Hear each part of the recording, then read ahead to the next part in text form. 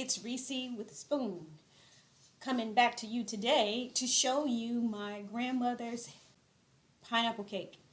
So, here are some of the things that you are going to need to make my grandmother's famous pineapple cake. Now, the story behind this pineapple cake is that my grandmother used to make this cake every Christmas. And it's been 25 plus years since she has been dead. And I am the only one of her grandchildren who decided to carry on this legacy. I prepare a pineapple cake every Christmas, no matter what. I mean, I even had family members say, "Why do you keep preparing that pineapple cake? You don't need to keep making that. Make something different." I'm never going to make anything different because I miss my grandmother, and this is tribute to her. Okay? So these are some things that you are going to need. A set of baking pans, circular would work. You need a nice sized bowl to put all of your ingredients in. You need 3 eggs, and I go ahead and take all my ingredients out. I put my eggs in my bowl, have it ready to go.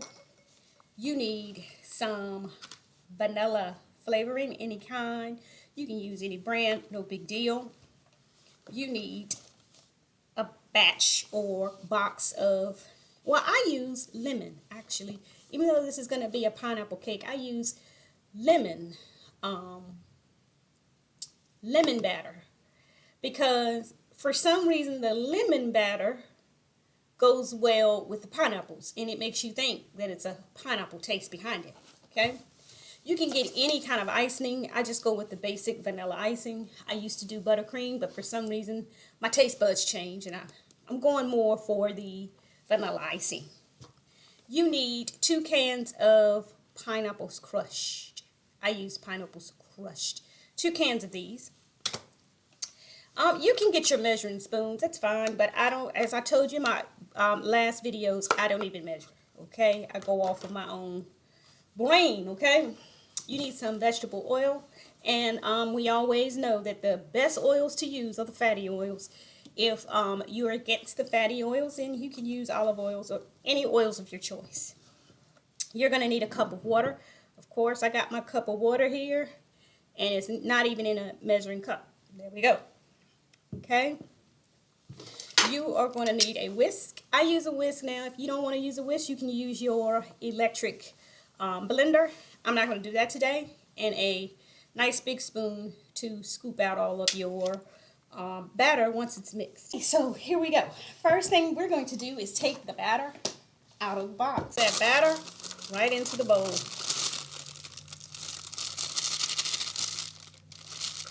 Now, I guess you're wondering, why would an old school traditional grandmother of the born in the 1920s, raised in the 1930s and 40s, use box products? Well, here's the thing.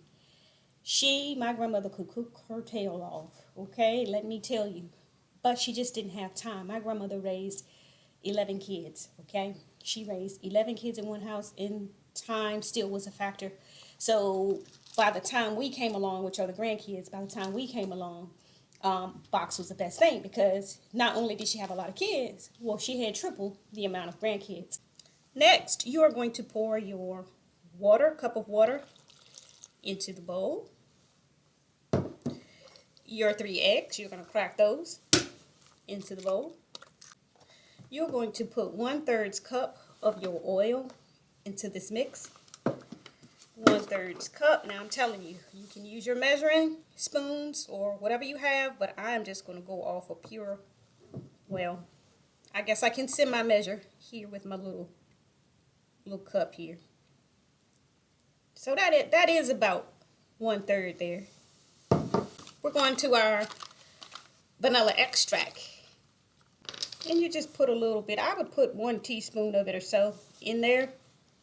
Of course, you know, you can always use your teaspoons to do that with, but heck, I don't. And you're going to whisk all of that together. And if you ever noticed batter today, as opposed to batter back, I would say back in the 80s and 90s.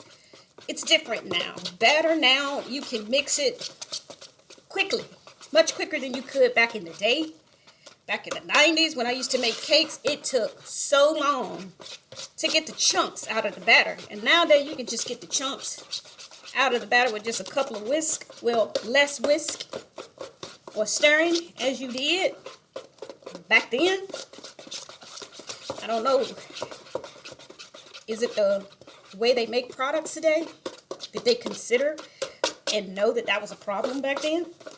We'll never know. So, get all of this, get all of the chunks out as best you can.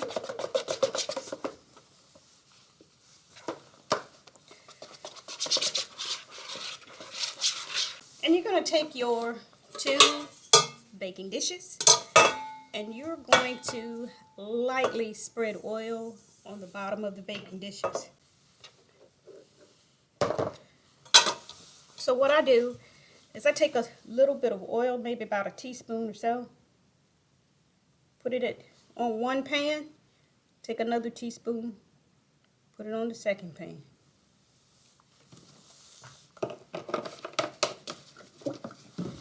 And I used to see my grandmother do this, which is take a piece of paper towel or whatever you have. Maybe you have the proper cooking tools at your house, but we work with whatever we have here, we work with, okay? So you take that, you spread that, as best you can, just the bottom, not the sides, just the bottom. Spread that, just the bottom, not the sides. Okay? There you go. Now you are ready to put your batter as evenly as you can on both sides. I'm going to pour that out just like this.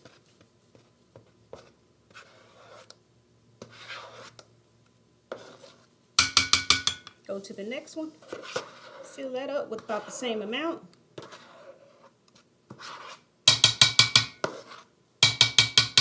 Come back to the other one. Put a little bit more on this side. Come back to the other one. Put a little bit more on this side.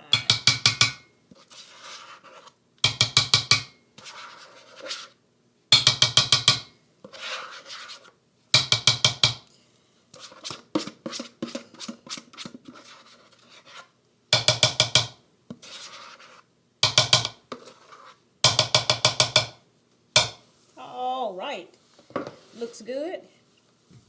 Now what I like to do is I like to take the extra batter that floated up and remove it on the sides, because to me things look better when they cook. You don't have all these extra float ups on the side. I guess that's what you can call them. Go ahead and preheat our oven to 350 and we're going to put these in.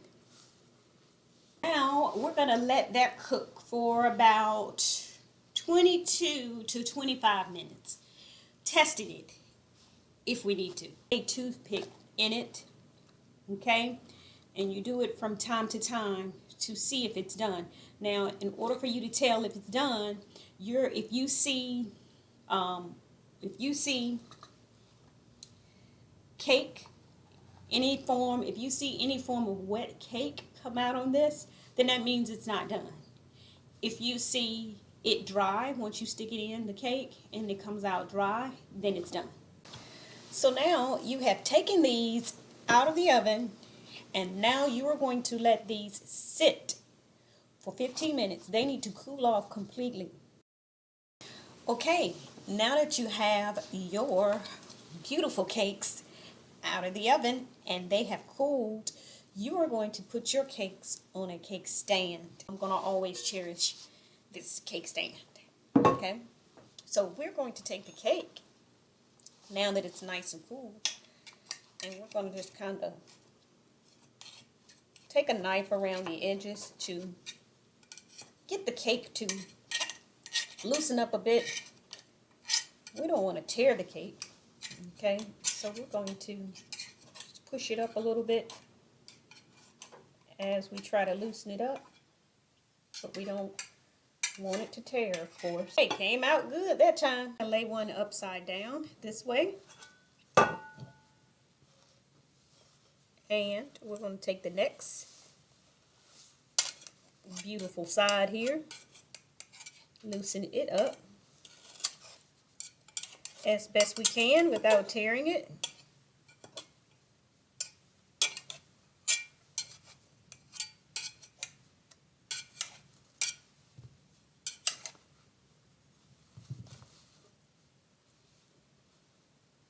All right, that came out beautiful. Came off beautiful. Okay, we're going to set that to the side right here real quick.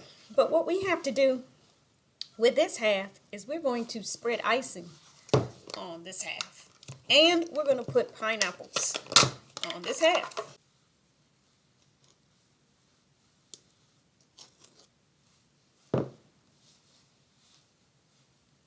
Just like that.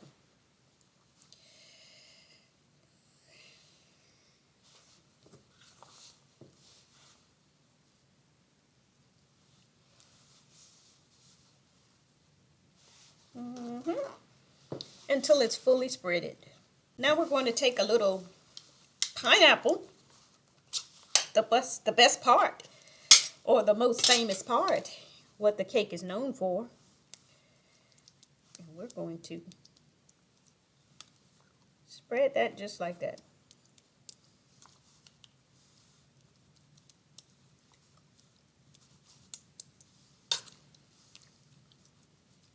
As widely around as you can. Sit that on top. Okay? And you are going to spread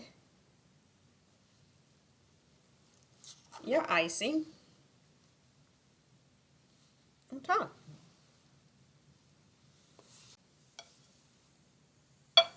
So come around, put your icing on the sides, just like my grandmother used to do.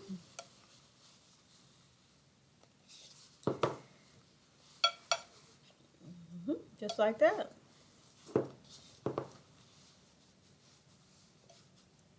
Best you can with what you have. Do the best you can with what you have.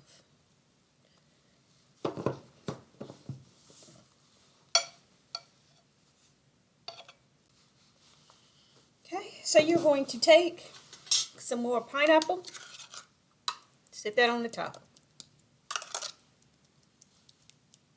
Just like that.